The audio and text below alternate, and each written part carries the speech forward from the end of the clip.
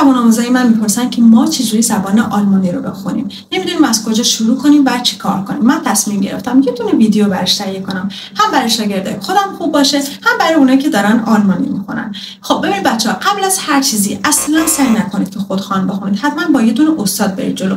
دوم اینکه حتما یه دونه پارتنر داشته باشین برای گرفتن انگیزه و تمرین مکالمه روزانه‌تون. کتابایی رو که من امروز معرفی میکنم خیلی خیلی به شما کمک میکنن. بعد اینکه حتما توی سطح خودتون اونا رو برید بخونید، نه بالاتر و نه پایینتر. برای تقویت واژگانتون بچه‌ها از کتاب اینتنسیو ورکشاپس A1 تا B2 میتونید استفاده کنید. برای تقویت شنیداری و گفتاری از کتاب اینتنسیو هوگن und Sprechen A1 تا B2 میتونید استفاده کنید، به اضافه یک پادکست که لینکش براتون توی کپشن گذاشتم.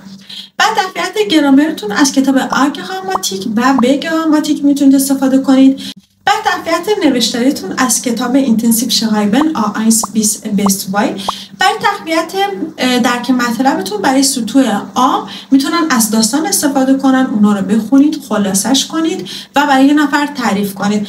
بعد اینکه برای سطوح B1 و B2 از کتاب اینتنسیو لیزن میتونن استفاده کنن. کتابای درسی در کنارش میتونن از کتاب نسبرکنوی از سطح A1 تا B1 استفاده کنید. برای سطوح B2 هم میتونید از کتاب اسپکت نوع استفاده کنید.